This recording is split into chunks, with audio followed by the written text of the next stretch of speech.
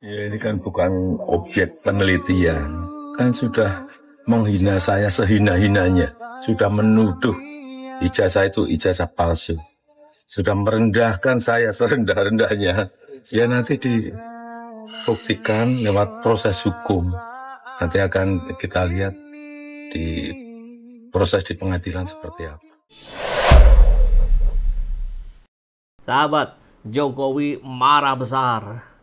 Dan kita lihat dari tekanan intonasinya, kita bisa menghayati bagaimana kemarahan Jokowi karena terus-menerus diserang oleh civil society, oleh para tokoh-tokoh kritis, dan mungkin dampak dari kemarahan Jokowi inilah yang membuat adanya pergerakan-pergerakan termasuk pelaporan ke Polda Metro Jaya. Dan salah satunya adalah Pak Rizal Fadilah yang hari ini sudah diperiksa di Bareskrim, tapi statusnya sebagai saksi pelapor ya, yang melaporkan sejak beberapa bulan yang lalu, 3-4 bulan lalu, terkait dengan dugaan ijazah palsu Jokowi. Selain Pak Rizal ada Pak Medi dan Pak Rustam Effendi. Nanti kita coba lihat cuplikannya sedikit ketika Pak Rizal mendatangi Bareskrim. Kemudian selain dipanggil oleh Bareskrim, Pak Rizal juga dipanggil oleh Polda Metro Jaya dari pelaporan Jokowi. Nah, kalau yang di Bareskrim dipanggil sebagai saksi pelapor, maka yang di Polda Metro dipanggil sebagai saksi terlapor. Meskipun kemarin kita sudah mendiskusikannya bahwa mestinya ini dibatalkan, laporan Jokowi ini gugur karena beliau adalah seorang pejabat. Pejabat itu tidak boleh melaporkan pencemaran nama baik.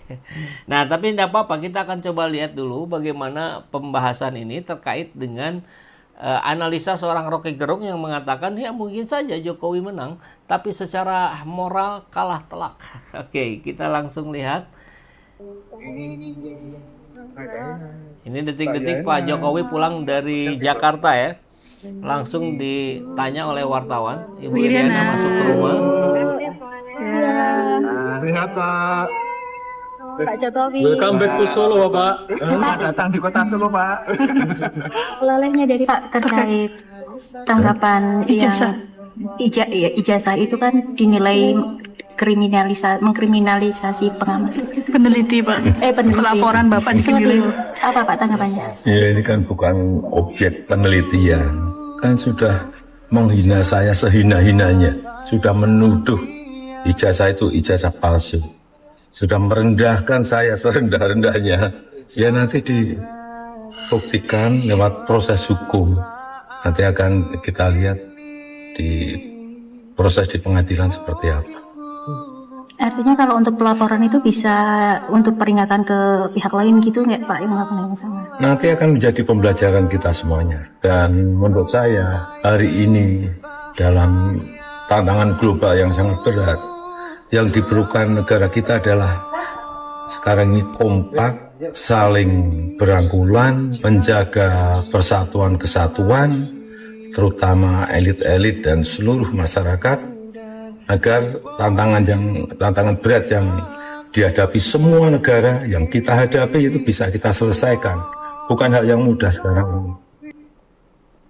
Ya, sudah menghina saya sehina-hinanya, sudah merendahkan saya serendah-rendahnya. Nah, jadi tentu dengan intonasi yang cukup ada tampak kita lihat dari suara Pak Jokowi, ya beliau sedang marah besar ya. Dan ini tentu tidak akan terjadi kalau di 2014 kemarin Pak Jokowi menunjukkan ijazahnya, kan begitu dalam pandangan banyak pihak. Nah, apakah karena kemarahan ini pula kemudian kita melihat ya ada pelaporan-pelaporan yang muncul, misalkan yang hari ini sudah didatangi oleh Pak Rizal, ini panggilan dari Bareskrim kepada Rizal Fadilah Sarjana Hukum dengan alamat Tim Pembela Ulama Aktivis Jalan Rawamangun nomor sekian dan seterusnya. Di sini sudah ada pasal-pasalnya yang dibuat oleh Bareskrim sendiri. Nah, ini yang menarik ya. Kemudian di luar itu, nah ini tadi Pak Rizal sudah datang ke Bareskrim. Saya bersama Pak Rizal ini udah di lantai 4 Bareskrim Mabes Polri.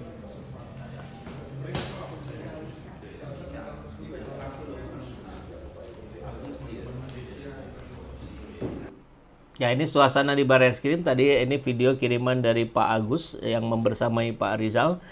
Dan jam setengah 1 kalau tidak salah bagian Pak Medi, nanti jam 3 bagian Pak Rustam Effendi. Jadi tidak dilakukan secara paralel tapi satu persatu. Mungkin sekaligus untuk meng-cross check. Sebelumnya sudah ada Pak Damai Hari Lubis tanggal 27 April yang juga sudah mendatangi Barreskrim sebagai saksi pelapor. Jadi proses hukum ini bersamaan. Kalau bahasanya Pak Rizal ini memang perang semakin terbuka katanya. Kurang lebih begitu ya. Kalau tadi panggilan dari Barreskrim untuk hari tanggal 8 ini suratnya tanggal 5 kemarin ya. Ini undangan dari Polda Metro Jaya kepada Pak Rizal Fadilah sebagai saksi terlapor. Kalau ini saksi terlapor ya dengan pasal 310, 311, pasal 35 junto pasal 51 dan seterusnya laporan dari Joko Widodo Insinyur Haji sebagai saksi ya. Saudara selaku saksi diminta menemui penyidik itu dan seterusnya. Nah, ini semakin menarik pembahasannya untuk kita dan tentu kita juga berharap bahwa keadilan ditegakkan. Ini saatnya menegakkan keadilan. Begitu ya.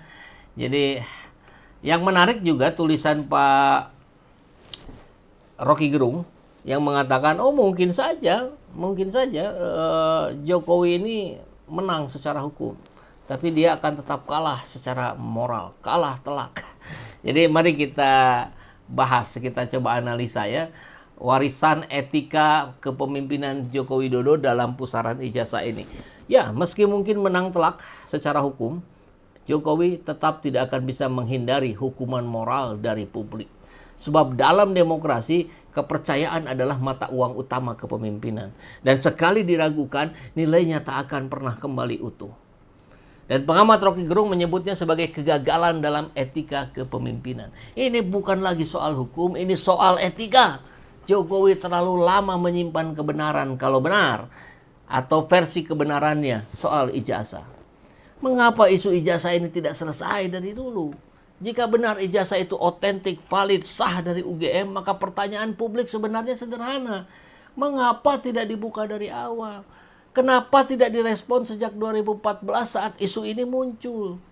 Justru Jokowi membiarkan isu ini bergulir bertahun-tahun, diam dalam narasi dan hanya bicara bila terdesak atau menjelang momentum politik tertentu. Ini yang Rocky maksudkan sebagai permainan suasana, memanfaatkan keraguan publik sebagai alat kontrol opini dan simpati. Sehingga muncul dukungan yang berasal dari keraguan justru gitu. Nah, dalam politik diam bisa jadi strategi, tapi dalam etika kepemimpinan diam bisa berarti pengkhianatan terhadap rasa hormat publik.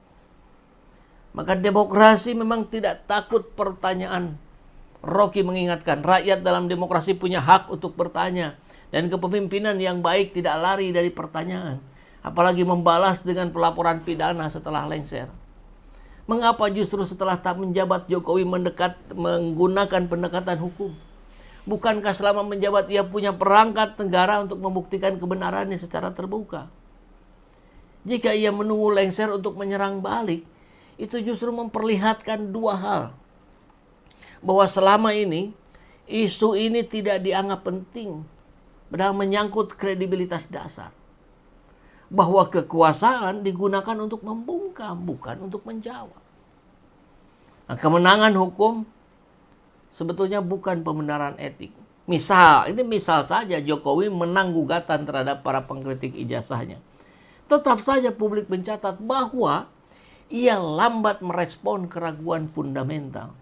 Ia tidak menunjukkan keterbukaan sejak awal. Ia menempuh jalur hukum setelah kekuasaannya berlalu, bukan saat ia bertanggung jawab secara langsung sebagai pejabat negara. Apa artinya ini? Secara hukum ia mungkin benar, tapi secara etika ia kehilangan legitimasi moral. Dan moralitas itulah yang akan menjadi penilaian sejarah. Dan tentu seperti Pak Jokowi katakan, ini pelajaran bagi kita semua. Isu ini bukan soal surat kertas bernama ijazah semata. Ini soal bagaimana seorang presiden menyikapi keraguan rakyat. Seorang pemimpin harusnya menjawab dengan transparansi, bukan menyimpan dan menyerang balik. Maka Rocky menyimpulkan bahwa pemahaman Jokowi tentang demokrasi hanya prosedural, bukan substansial. Ia memahami jabatan, tapi ia melupakan akuntabilitas personal. Jadi mungkin kesimpulannya, Jokowi mungkin saja nanti menang di pengadilan, tapi ia sudah kalah telak di hati rakyat yang mencatat semua sikap bungkam dan reaktifnya. Dan sejarah akan lebih mengingat lagi.